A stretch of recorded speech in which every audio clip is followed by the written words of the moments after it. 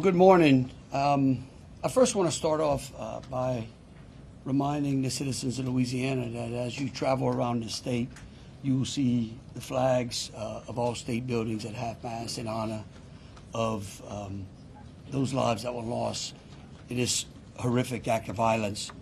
I also think that it's important to remember that what happened yesterday was akin to those who are old enough to remember jigsaw puzzles, and that you would take 1,000-piece jigsaw puzzle and you empty the box, and you've got to start sifting through those pieces, and you want to start, if you're real good, you start at the corners, right?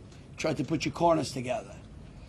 And from yesterday to today, over 1,000 law enforcement agents and officers, men and women, have been poring over countless amounts of data, of videos, of surveillances, interviews, tracking down every possible lead that came to us, whether it was the New Orleans Police Department, the Louisiana State Police, the FBI, or our other federal agencies.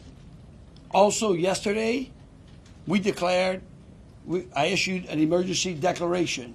That declaration was meant to streamline resources and communications between state, local, and federal partners. And we're seeing the results of it. I also would like to remind everyone that what's going on in this city and this state is twofold. We've got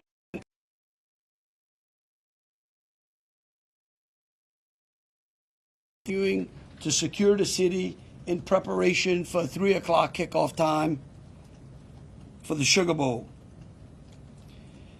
With that, I would also remind those who are in the city that as far as state resources are concerned, we have the Louisiana State Police, the Louisiana National Guard, which was part of that emergency declaration, which allowed us to put an entire MP company on the ground. Those become force multipliers, is what we call that in law enforcement and the military. That helps to add to the resources that we have. Wildlife and Fisheries, the Department of Corrections, DSF, DHS, our Veterans Affairs, our Probation and Parole, all state agencies. Any state agency who has post-certified officers are here in this city to help secure the city. And so with that, I would like to turn it over to Christopher Rror, who is the Deputy Assistant Director of the FBI's Counter Terrorism Division. Chris? Thank you, Governor Landry.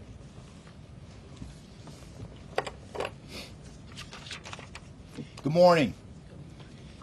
I am FBI Deputy Assistant Director Christopher Rror. I'm from our Counterterrorism Division at headquarters. I'm also joined by Assistant Special Agent in Charge Alethea Duncan from our New Orleans office, who you heard from yesterday. I'm here to discuss not only the latest investigative information we have here in New Orleans, but I'll also let you know about other investigative activities outside of the state. I first, and most importantly, want to send our deepest condolences to the victims of this horrific attack and their loved ones. 14 innocent victims were killed in this senseless attack, and at least 35 are injured. We cannot ease the grief people in this community and across the nation are feeling at this time, but rest assured, we stand with you and in support of you. All the resources, and I'm going to go into that a little bit later, all the resources of the FBI are being focused on tracking down every piece of evidence, every lead, every interview, every potential lead we've got. While I won't be able to answer all your questions today, my goal is to be as forthcoming as possible with you on what we've uncovered so far. First and foremost, let me be very clear about this point. This was an act of terrorism. It was premeditated and an evil act. This was obviously a critical incident, and with that, lots of information and tips come pouring in from law enforcement, first responders, and the public. We have been aggressively running down these tips and information. As you all know, that takes time, and we will continue to do so until every lead has been followed through on. This investigation is only a little more than 24 hours old. So I ask you to keep in mind that as I go through some of the specifics later.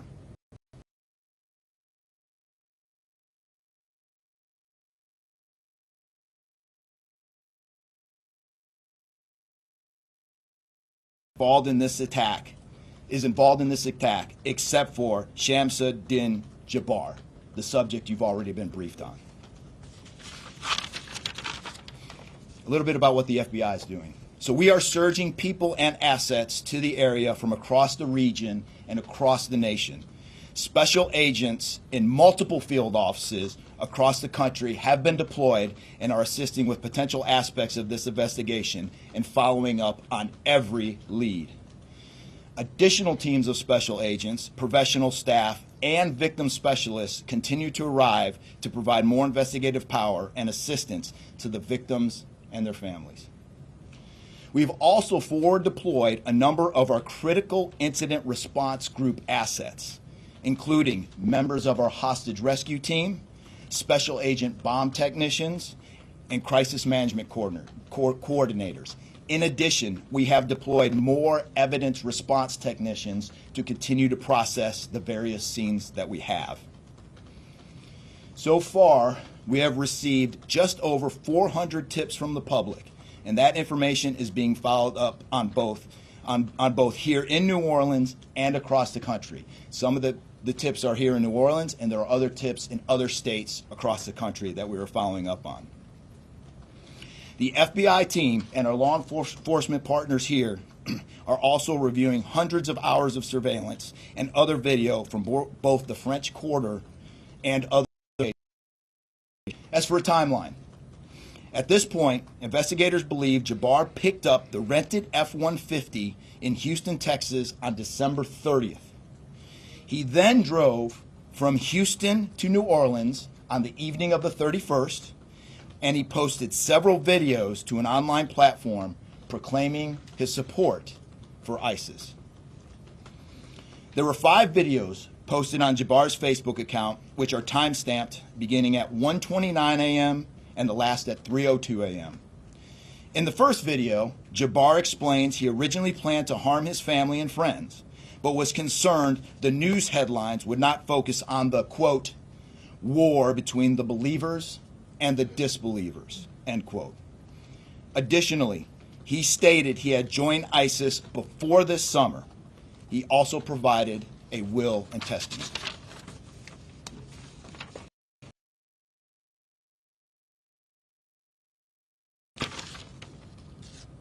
FBI, we have a couple different scenes at the location. We have released the scene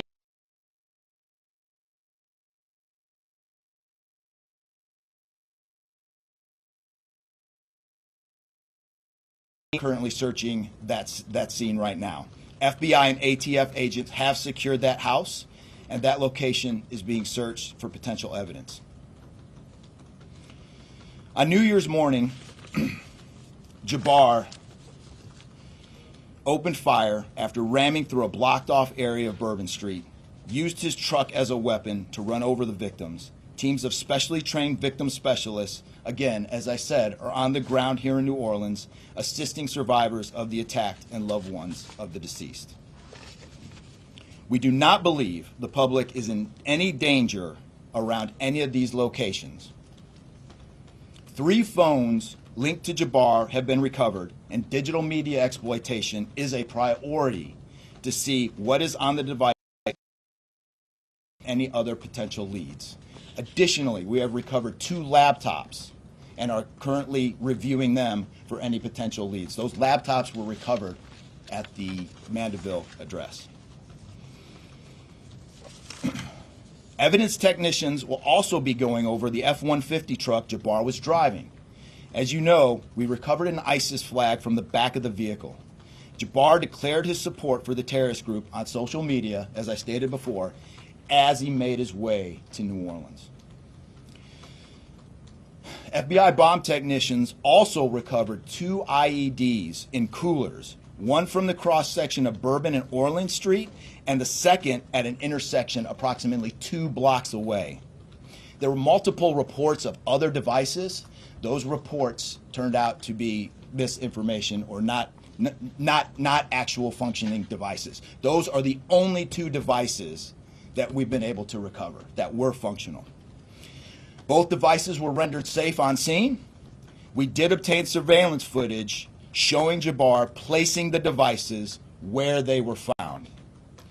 Two other, as I said before, 2 other items of interest were determined not to be IEDs. A little bit about Jabbar. Jabbar himself was born in the United States and is a U.S. military veteran. We are looking in everything in his life. While we have interviewed many people who know Jabbar, we still need to talk to others. Whether you know Jabbar personally, worked with him, served in the military, or saw him in New Orleans or Texas, we need to talk to you. You may not think you have relevant information, but what you know could tie in to one of our investigative leads. Specifically, we want to talk to anyone who was in the French Quarter on New Year's Eve or early on New Year's Day. That includes people spotted near one of the 2 IEDs on Bourbon Street. The IED was inside a cooler, and many people stopped and looked at the cooler and then continued on their way. Let's be clear, again, we do not believe at this point these people are involved in this incident in any way. We want to speak to them as witnesses and want to know what they saw and when. I went down to the crime scene last night. It is very hard to put into words what it looked like and how difficult it was to see. Anyone with information can call us at 1-800-CALL-FBI or send digital tips to fbi.gov/Bourbon Street attack. Response teams finished their work at the crime scene. Bourbon Street has been turned over to the city of New Orleans. As you know, there's also an FBI investigation in Las Vegas. We are following up on all potential leads and not ruling everything out. However, at this point, there is no definitive link between the attack here in New Orleans and the one in Las Vegas. And again, I'll preface, as I close, I'll preface everything with what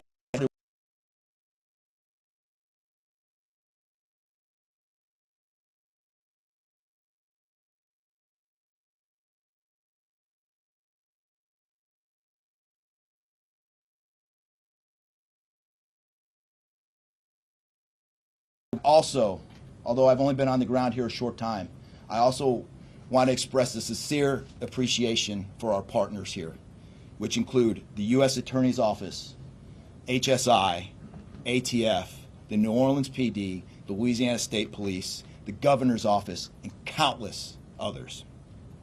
At this point, I'm going to turn it over to the Special Agent in charge of ATF here, Josh Jackson.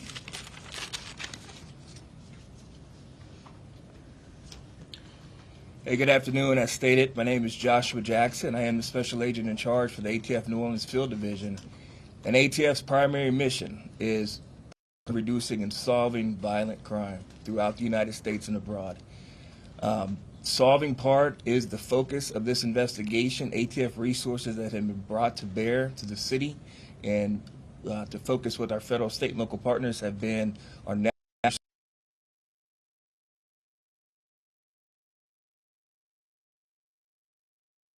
certified fire investigators, certified explosive specialists, fire engineers, electrical engineers. These folks will get additional investigative leads to help the investigative team identify what happened at the location in Mandeville and identify how that fire started and move the investigation forward from there. Additional resources that ATF has brought to bear into the city is our ATF Special Response Team. This is a tactical team capable of handling any sort of enforcement operation. This team is deployed, on set, and ready for the Sugar Bowl today. This team is also made available to the Louisiana State Police and also New Orleans Police Department to assist with any efforts that they may have during this period.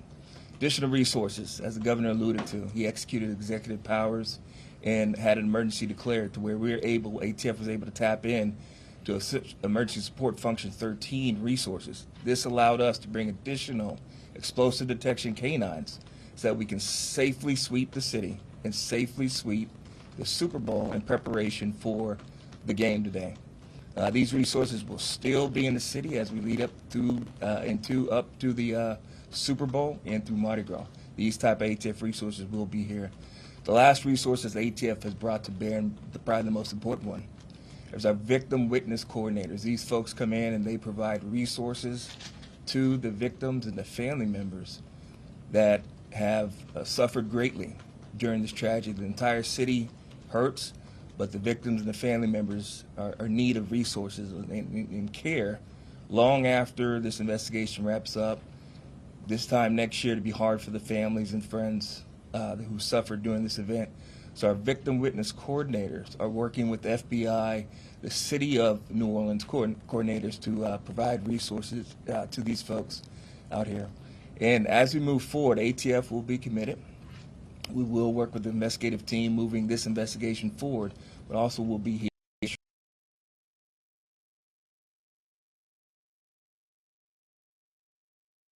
Our mayor of this great city, New Orleans. Madam Mayor. Thank you so much. Thank you so much. Well, good morning once again. And I just want to just echo my thank yous to the unified command of our law enforcement partners and at every single level, federal, state, and governor. Governor, thank you for your partnership. Thank you. I also want to thank the residents and the visitors of the City of New Orleans for your patience, for your support, and most of all, your prayers. Our hearts and prayers continue to go out to the victims' families, and the City of New Orleans, we're resilient. And as I stated on yesterday, my focus in terms of a priority has been on our victims. As you've heard, that yes, the FBI was able to clear Bourbon Street. And what that meant also for me in this city was that we were able to remove our victims, identify them, and notify their families. Real reverence. They mattered, the families matter, and matter to the City of New Orleans. In addition to that, I want to just thank again our federal partners in Washington listening to my plea personally for the additional resources to allow for the scene to be cleared, and again, attending to our victims. I walked by each one, and I did the sign of cross in my own way, because reverence, again, is important. So while we have been able to have Bourbon Street returned back to the City of New Orleans, and the due diligence has been done, that then allowed me to give the go-ahead to begin the cleaning of Bourbon Street. That started happening in the morning about 2 a.m. It was completed before 8 a.m. this morning. But that has really set the tone, I would say, and with the confidence that I have in the law enforcement partners, all of the resources that have been activated, how we have made sure that safety continues to be our top priority, how our assets have been deployed strategically, again, for the safety and the protection of our visitors and our residents in the city. And because of that, the confidence is there to reopen Bourbon Street to the public prior to game time today. The first order will be to allow for vendors to come in and service the businesses. That's important in order for us to stand up activation, as you know, Governor. And so with that, I want to reassure the public that the city of New Orleans is not only ready for game day today, but we're ready to continue to host large-scale events in our city because we are built to host at every single turn. I want to, again, thank all of those who respond.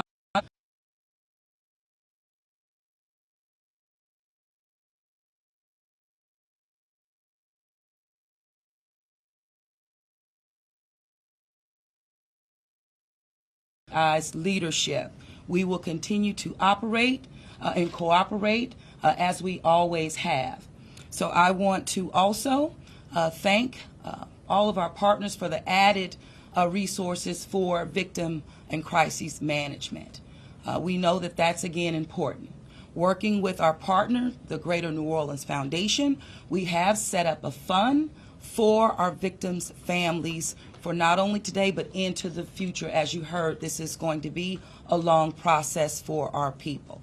So with that, the city of New Orleans, and with all of my confidence, we are ready. And we could not get here, again, without the unified presence, support, and cooperation. We are stronger together. And I want to say, again, thank you so much. Thank you, Governor. So once again, the governor would like me to reiterate that Bourbon Street will be prepared for full activation before game time today. We know 3 p.m., so we're working towards 2:30 p.m. But prior to game time, the kickoff, Bourbon Street will be restored. So we're hard at work now. Our teams are now, and of course, working with our business community to serve our public and serve our residents and our visitors alike. Okay.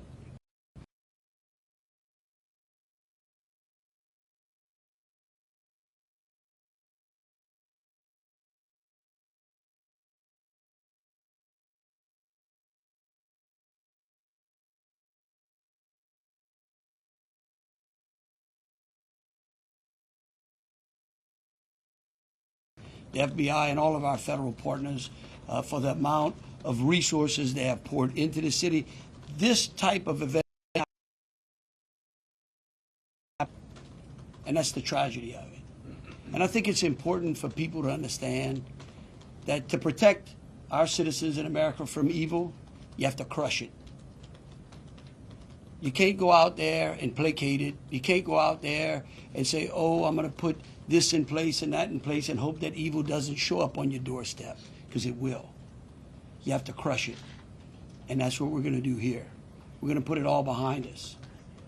We're going to continue to keep the victims, those that are in the hospital, either fighting for their lives or trying to recover, in our thoughts and in our prayers. But you know, this morning, and I don't want to single out just one news source, but I just happened to turn on Fox and Friends, and that was a young man who was interviewed, who was actually on Bourbon Street during this horrific act of terrorism. And they closed out by asking him, what now? And I think he summed it up. He said, look, we can't live in fear, because fear will paralyze us. He said, we come down to the city to enjoy ourselves and to entertain ourselves and to be with our friends and with our families, because that's who we are. Louisiana invented hospitality. The people of this city care for each other. And believe you me, we care about each one of the lives that were lost in this city at night. We will never forget them. But it would be a tragedy if we let their losses be snuffed out because of fear. This city will be back. We will be open to family and friends and loved ones.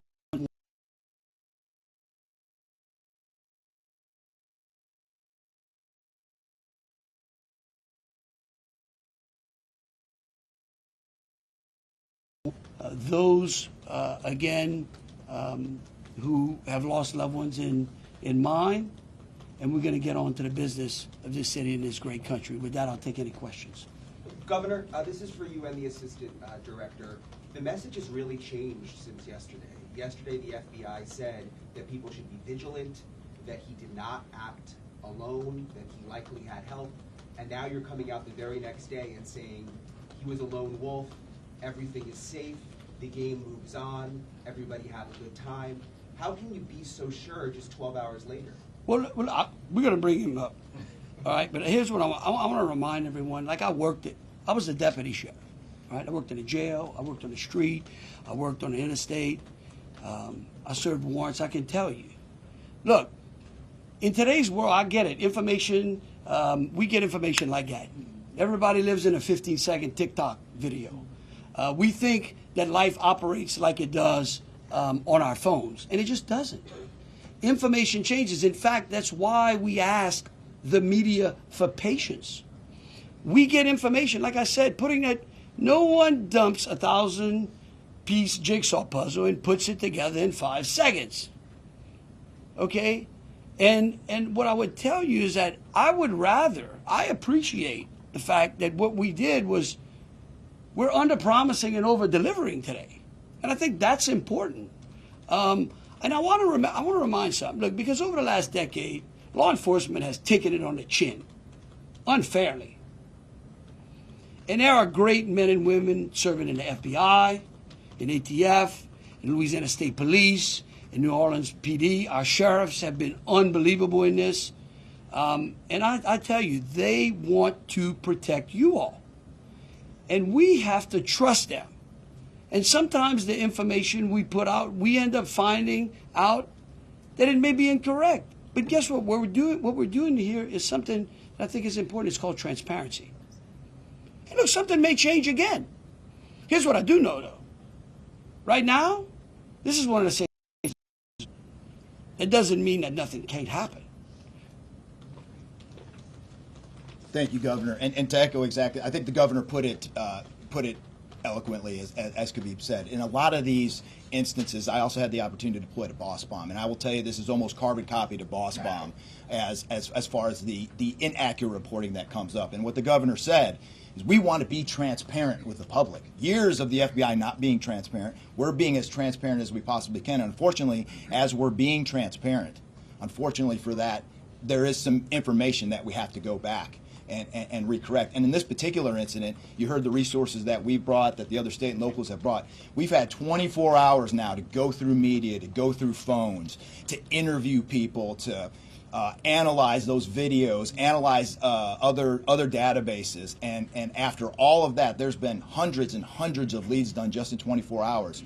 We're confident at this point that there is no accomplices. And I'll give you an idea of how that information sometimes a lot of the early reports came out that there were extra people that were setting the coolers down, right? It turns out those were just patrons on the street that were looking inside the coolers, right? Well, we didn't know that at first, so we had to kind of track all that down and put that to rest. So that's just an example, one of the pieces of information, but there were other pieces of information that after we got our feet under us a little bit and on the ground here, we were able to put together a much more accurate picture of the subject and his attention. Just one follow-up. The updated death toll, we just wanted to double check. Yes. 14, not 15? Sorry, sir. 14, and then the shooter himself would be 15 total, to include the shooter. Was the terrorist wearing a the suicide vest? IEDs, were the IEDs pipe bombs, and have you discovered a remote detonator anywhere? And you said that you have surveillance footage of the suspect planting those IEDs. What time, roughly, were they planted? Yeah, those roughly a couple hours. I don't have the exact times in front of me. A couple hours prior to the attack, probably after midnight. I want to say 1 or 2 in the morning, so but I can't. Left the area and came back.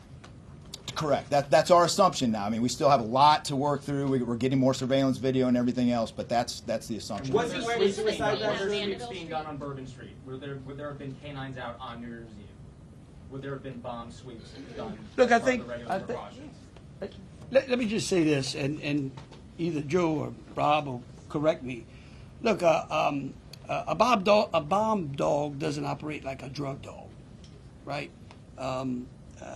on Bourbon Street, there's a lot of senses, right? A lot of smells. I don't think you can run a bomb dog down Bourbon Street with thousands of people there and be able to sniff out a bomb. What we've been doing, what they have been doing, is certainly a complete sweep of the quarter because of the limited amount of traffic that's been out there. Let me just say this. I think this may help. It would be my hope that as some additional time goes through, maybe closer to maybe the beginning of next week, we will, if we've got it to what extent buttoned up as we could, I would work with the FBI and the city, and maybe we can come up with a timeline to be able to get you those informations, kind of walk everyone through from day one through. I think it's extremely premature, and you're really putting us on some speculative grounds to ask some of those questions, because again, it's only been 24 hours. I mean, can you imagine how far we've come in 24 hours? So, Was he wearing well, we'll go one at a What is time. being done to make Bourbon Street safer tonight than it was New Year's Eve? Are temporary bollards being brought in to block off the street, and why weren't those used on New Year's Eve? Well, look, here's what I'm going to say. Every time some bad guy,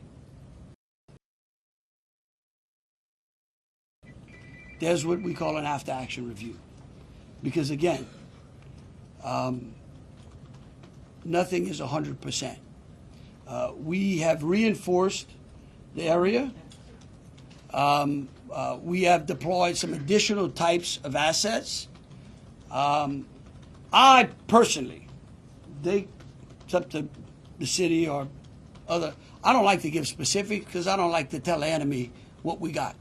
But I can tell you we're in better shape than we were before.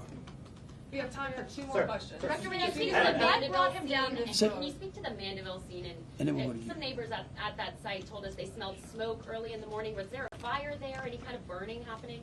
Yeah, Do you great. still believe that that fire happened after the suspect was killed? That's correct. Yeah, I'll move to 18. I do want to address the suicide vest question. I want to kill that one right away. Okay. There was no evidence that the suspect.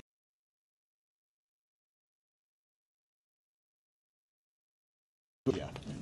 Yeah, as to the fire at the Mandeville scene, so our working theory now is that the fire started after Jabbar was already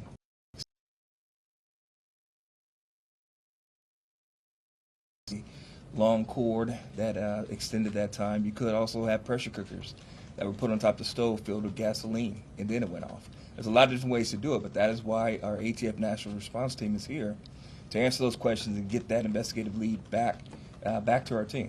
So more to come on that. We're still processing that scene. We're out there right now. Are you able Wait, to wait, assess wait, what wait, type wait. of... How he became radicalized over all of this time? What brought him to Bourbon Street? Do we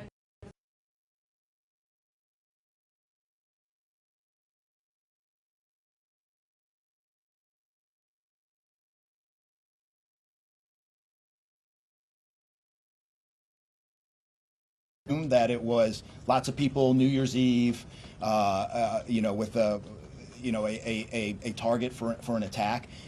That's the stuff in the coming days as far as that path to radicalization that we're really going to be digging into and making a priority of. So what I can tell you right now is that he was 100% inspired by ISIS, and so we're digging through more of the social media, more interviews, working with some of our other partners to ascertain just how to ascertain a little bit more about that connection. We're gonna do one more. Kate. right there? You've had your hand up for a while. Yeah. Sir. Yeah, thank you. I appreciate it. Yeah. It's actually for Special Agent Ryan. Sir, I prefer. in order to reassure people, would you be able to explain the analysis and evidence that has led to this most recent understanding that he was a lone actor and that there is at this point, at least from your understanding, no further danger to the public? Sure. I think a lot of that, multiple interviews, the hundreds of interviews that we've conducted so far, the social media review that we've done of his accounts, by my count now, the 5 devices we have, the 3 cell phones and the 2 laptops, been able to initially triage or go through that, and there is just nothing to indicate through call records, through anything on those devices, through interviews, through anything in our systems that he was aided in this attack by anybody. And again, I have to caveat, like the governor said, it's just 24 hours into it. And that could change, but right now we've got a much better picture and much more confidence on what we were dealing with than we were just 24 hours ago. All right, look, thank y'all so very much. Again, we are going to try to get y'all as much information as possible. So any additional information will be put out through press releases. Thank you so very much. Don't miss a video. Subscribe to our YouTube channel today for more Central Illinois news.